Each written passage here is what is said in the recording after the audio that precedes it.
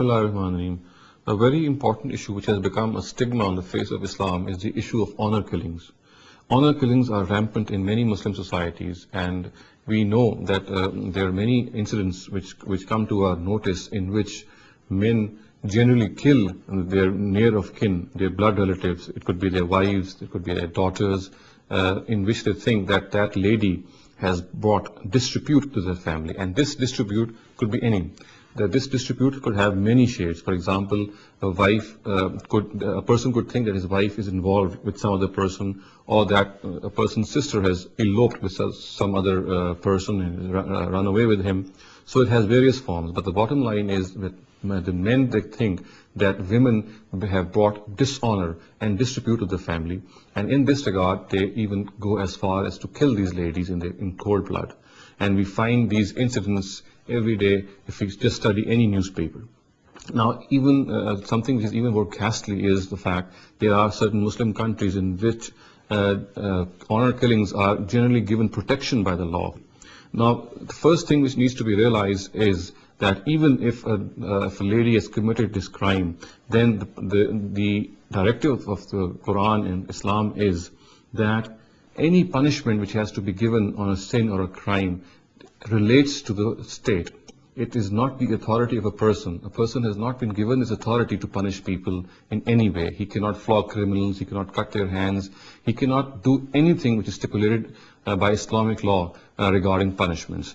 All punishments relate to the state, and one cannot give this punishment.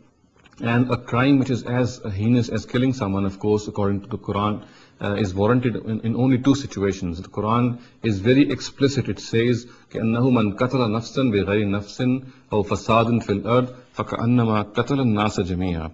He who killed a human being without the latter being guilty of killing another or of spreading anarchy in the land should be looked upon as if he had killed all mankind. So he has to realize the fact that in the first place, killing or murdering someone is something or a punishment which relates to the state, and secondly, if he kills someone without he be guilty of killing someone else or spreading a disorder in the land, then he is guilty of actually killing the whole mankind.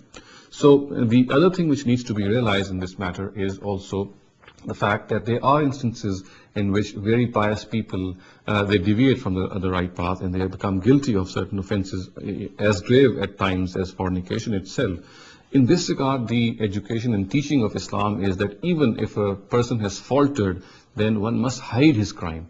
Instead of bringing him to the notice of authorities, or maybe bringing it to the notice of society, it is essential that he should hide this crime. And the Prophet himself is attributed these words are attributed to him. He is reported to have said that if you had hidden the crime of this person, it would have been better for you. So if a person who becomes guilty of fornication, then the proper attitude which Islam tells us to adopt is to hide his crime.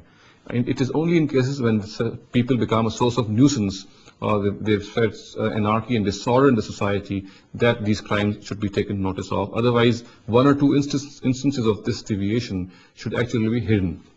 And the other thing which needs to be realized is that one cannot, as I said initially, take the law in his own hands, and one cannot punish any person with his own hands, even if he thinks that his wife has committed adultery. And a very clear example to this is even found in the time of the Prophet, when a person, a very famous companion, Shahzad ibn Ubadah, he asked Prophet this question, and I'll just read out this narrative to you, which will make it absolutely clear that the people have not been given this authority to take the law in their own hands.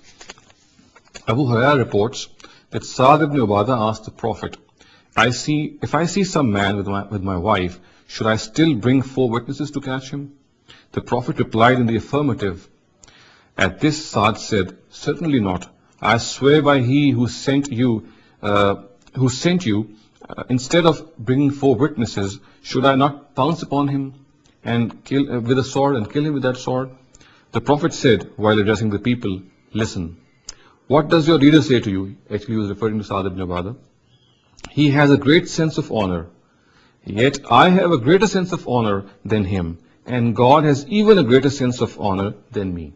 So what is meant by this narrative is that even if a person is absolutely sure that his wife has committed adultery, he still cannot take the law in his hands. And the Prophet said that he is aghir, he is more ghairat, he has more ghaira in him and then that person himself, and God has even more ghaira than him. Even he stipulates, and God and Almighty and the Prophet stipulate that even in such situations, a person has not been given the authority to take out a sword or any weapon to kill his wife.